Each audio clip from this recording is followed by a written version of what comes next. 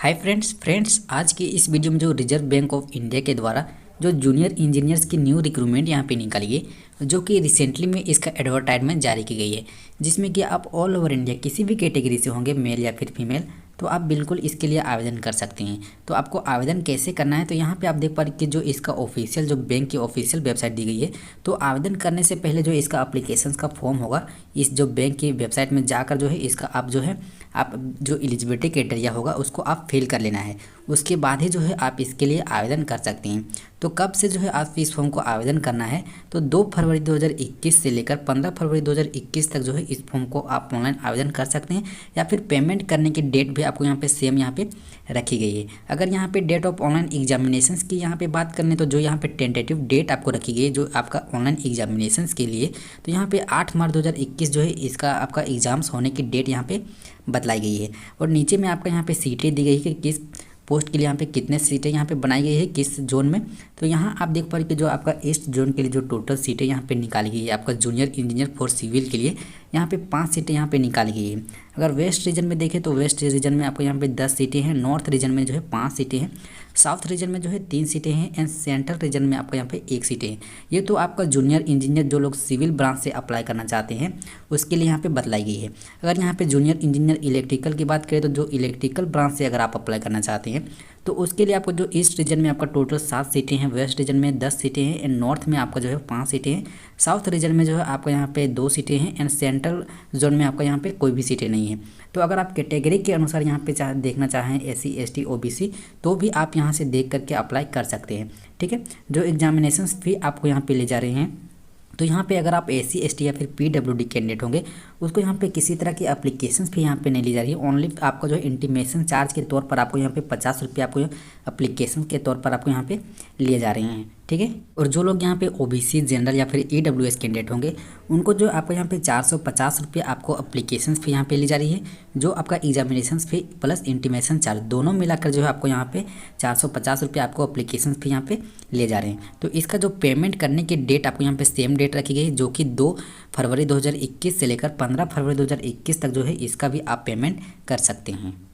और अगर यहाँ पे एलिजिबिलिटी क्राइटेरिया देखें तो जो एलिजिबिलिटी क्राइटेरिया आपको यहाँ रखी गई है, जिसमें कि जो फर्स्ट पॉइंट में आपको यहाँ पे दी गई है एज क्राइटेरिया के बारे में, तो जिसमें आप देख पा रहे हो कि जो बिटवीन यहाँ पे मांगी गई है 20 एंड 30 ईयर्स। तो जो भी कैंडिडेट का जो आपका जो डेट ऑफ बर्थ हो 2/2/1991 से लेकर 1/2/2001 के बीच में होगा, लाइक दैट आपका 20 से लेकर 30 ईयर्स के बीच में आपका डेट ऑफ बर्थ होगा, तो आप बिल्कुल इसके लिए आवेदन कर सकते हैं। अगर आप अपर एज में आरक्षण लेना चाहते हैं जो कि जो गवर्नमेंट रूल के अनुसार जो कैटेगरी के अनुसार यहाँ पे दिए जाते हैं, लाइक दैट आपका अगर आप SC ST से आते होंगे तो उनको जो है 5 साल का आपको अपर एज में आरक्षण दिए जाएंगे। अगर आप OBC नॉन क्रीमिनल ईयर से आते होंगे उनको जो है 3 साल का आपको एज अपर एज में आरक्षण दिए जाते हैं, एंड जो अगर आप PWD कैंडिडेट होंगे तो उनको जो है 10 साल का आपको एज में आरक्षण दिए जाते हैं। तो अगर आप अपर एज में आरक्षण लेना चाहते हैं तो आप बिल्कुल ले सकते हैं। एजुकेशनल क्वालिफिकेशंस की बात करें तो जो एजुकेशनल क्वालिफिकेशंस यहाँ पे ली जा रही है, जो अगर आप जूनियर इंजीनियर अगर आप सिविल से अप्लाई करना चाहते हैं तो इनके लिए जो क्वालिफिकेशंस आपको यहाँ पे ली जा रही है, तो मिनिमम आपका 3 ईयर्स का डिप्लोमा होना चाहिए जो कि आपका सिविल ब्रांच में, और आप मिनिमम जो है आप 60% से उत्तीर्ण किए होंगे तो ही आप जो है इसके लिए आवेदन कर सकते हैं। इसके अलावा अगर आप SC ST कैंडिडेट होंगे तो उनको 55% से अगर आप जो है डिप्लोमा सिविल से कर रखे होंगे तो आप बिल्कुल इसके लिए आवेदन कर सकते हैं। अगर आप BE BTech भी कर रखे हैं जो आपका सिविल ब्रांच से अगर किए होंगे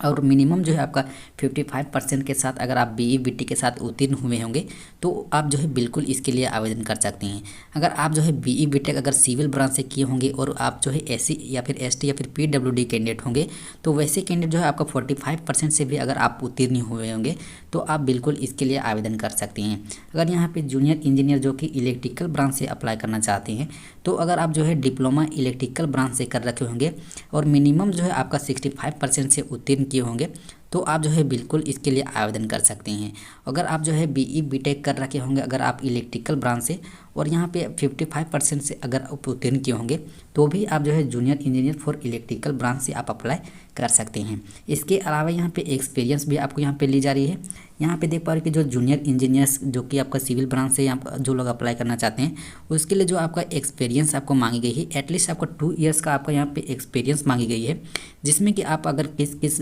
ब्रांच से आप किस किस कैटेगरी में आप यहाँ पे जो है एक्सपीरियंस यहाँ पे लिए हैं, उसके अनुसार यहाँ पे देख पा रहे हो कि यहाँ पे जो बोली गई है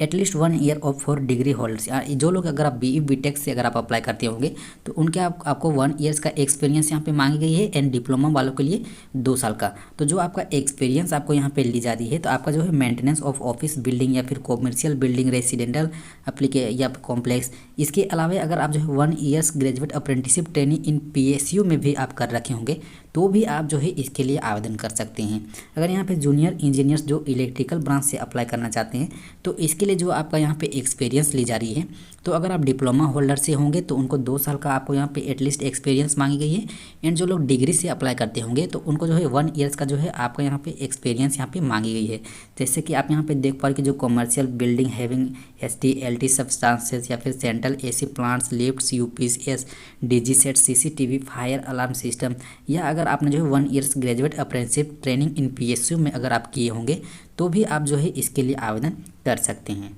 तो जो भी कैंडिडेट इसमें अगर आप सिलेक्टेड हो जाते हैं तो उनको जो जॉब की डिस्क्रिप्शंस आपको यहाँ पे दी जाएगी। तो जूनियर इंजीनियर सिविल वालों के लिए जो आपको यहाँ पे जॉब डिस्क्रिप्शंस आपको मिलेगी, handling and supervisions of civil constructions या मेंटेनेंस इंटीरियर वर्क्स या ETC, ये सब में जो है आपको यहाँ पे जॉब डिस्क्रिप्शंस होने वाली है। एंड जो आप इलेक्ट्रिकल ब्रांच से अगर आप सिलेक्टेड होते हैं तो उनको भी आपको जो है handling and supervisions of electrical electromechanical electrical and electronics installations या फिर systems and other related jobs, ये सब आपको यहाँ पे दिए जाएंगे। जो सिलेक्शंस की जो आपका स्कीम ऑफ सिलेक्शंस यहाँ पे रखी गई है, जिसमें कि आपका जो आप यहाँ पे जो आपका सिलेबस यहाँ पे दी गई है, यहाँ आप देख पा रहे कि जो इंग्लिश लैंग्वेज में आपको जो है टोटल नंबर ऑफ क्वेश्चंस 50 आपको पूछे जाएंगे, जो आपका मैक्सिमम 50 मार्क्स का रहेगा। एंड जो इंजीनियरिंग डिसिप्लिन पेपर 1 से जो है आपका टोटल नंबर ऑफ क्वेश्चन 40 रहेंगे, जिसमें आपका मैक्सिमम जो है 100 मार्क्स का आपका यहाँ पे रहेगी।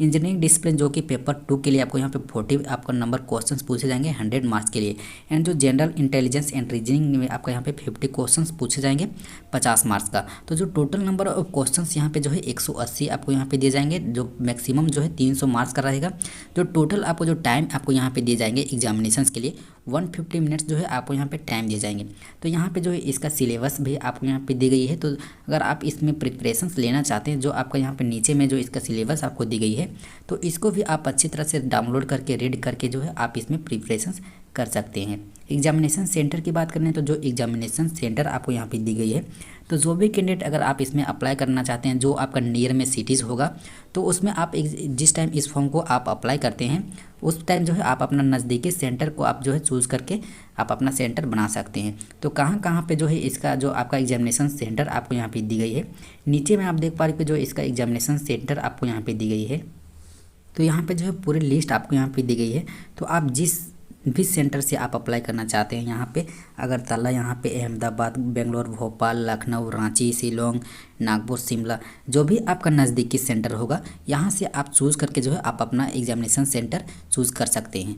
तो जो भी कैंडिडेट इसमें अगर आप सिलेक्टेड हो जाते हैं तो उनको जो बेसिक पे स्केल आपको यहाँ पे दी जाएगी। तो स्टार्टिंग में जो है 21,400 रुपये आपको जो है बेसिक पर मंथ आपको यहाँ पे सैलरी के तौर पर दी जाएगी। उसके अलावा जो है इसके आपको अदर एलोवेंस भी आपको यहाँ पे दी जा रही है, जैसे कि आपका डियरनेस एलोवेंस, आपका house rent allowance, compensatory allowance, transport allowance, ये सब भी एलोवेंस आपको यहाँ पे दिए जाएंगे अगर आप इसमें सिलेक्टेड होती हैं तो। ठीक है, उसके बाद यहाँ पे हाउ टू अप्लाई का यहाँ पे दी गई है। तो आप इस फॉर्म को कैसे आवेदन कर सकते हैं, तो जो बैंक की जो ऑफिशियल वेबसाइट दी गई थी, जो कि मैं पहले आपको बता चुका हूँ, उसमें जाकर पहले उसका आपको अप्लीकेशन फॉर्म को आपको जो है भर लेना है। उसके बाद यहाँ पे जो RBI की जो ऑफिशियल वेबसाइट दी गई है इसमें आपको जाना है। तो इसका लिंक जो है इसी वीडियो का डिस्क्रिप्शन में मैं आपको प्रोवाइड कर दूंगा। तो आप चाहें तो वहाँ से जाकर जो है डायरेक्ट इस फॉर्म को आप आवेदन कर सकते हैं। उसके बाद आपका होम पेज का ऑप्शन आपको यहाँ पे मिलेगा, उसमें आपको जाना है। एंड देन आपको जो है रिक्रूटमेंट आपका रिलेटेड ऑफर आपको यहाँ पे अनाउंसमेंट आपका ऑप्शन दिएगा, उसमें आपको क्लिक करना है। एंड आपका करंट जो वैकेंसीज का ऑप्शन होगा